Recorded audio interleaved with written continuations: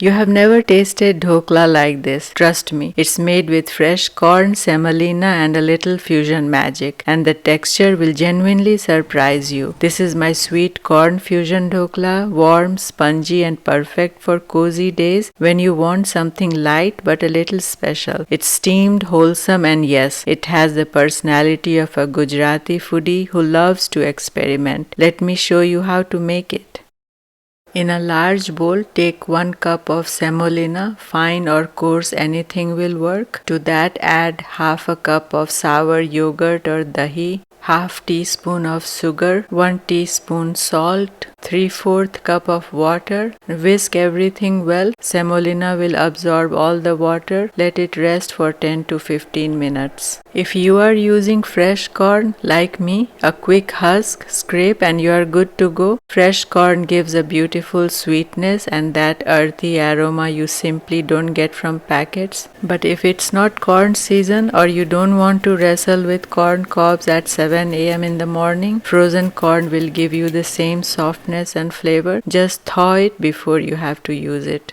In your food processor, take 1.5 cup of sweet corn.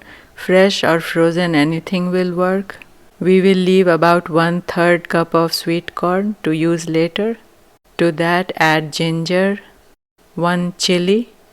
You can add more if you like more spicy. Don't add water because corn will release a lot of water.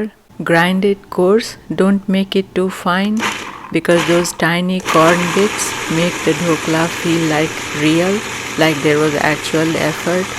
This is what gives the dhokla its beautiful sweetness and moisture. The consistency of the corn paste should be something like this, not very coarse, not very fine, just perfect. The semolina has also puffed up now. Add the corn paste into the semolina mixture.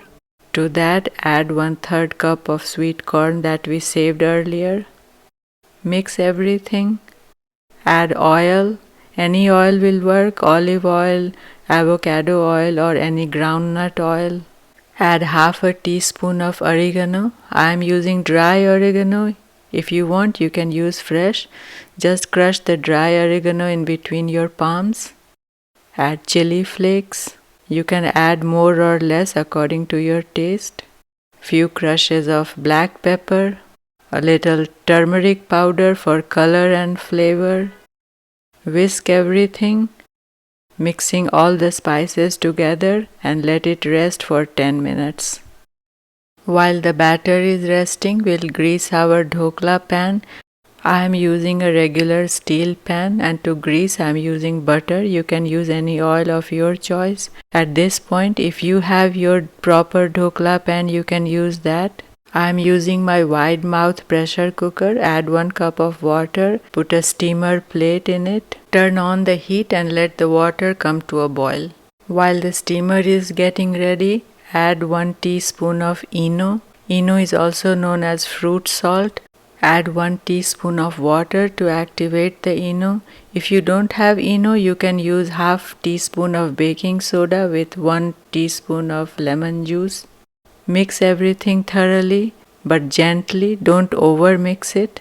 It's very important that you mix ENO right before putting in the steamer, otherwise your dhokla won't come out very fluffy. After mixing ENO, don't overmix the batter.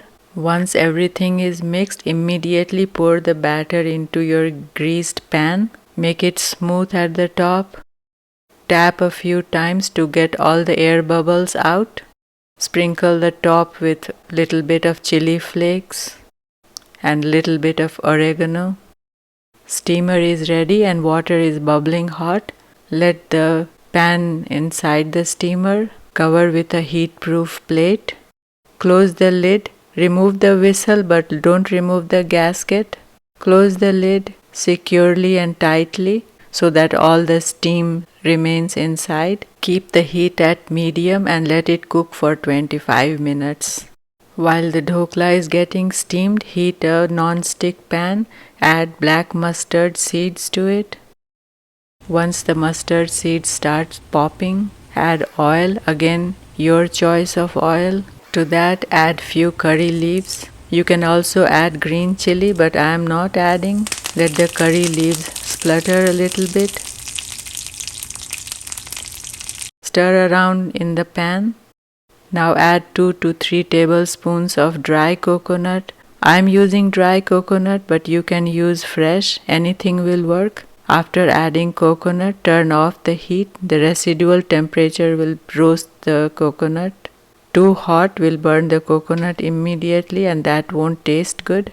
Our dhokla has been steaming for 25 minutes. Now open the lid, turn off the heat and let's check if it's done. Insert a toothpick or a knife. If they come out clean, dhokla is done. Get the pan out from the cooker and your beautiful instant sweet corn and semolina dhokla is ready.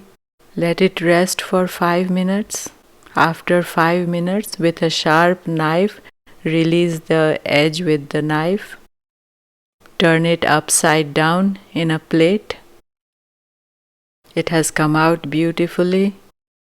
Now turn it upside down one more time to bring the pretty side up. And here you are. Pour the tempering on top of the dhokla, oil and everything. Spread out evenly with the help of a spatula without pressing. Cut it with a sharp knife into square shape or diamond shape or any shape you like.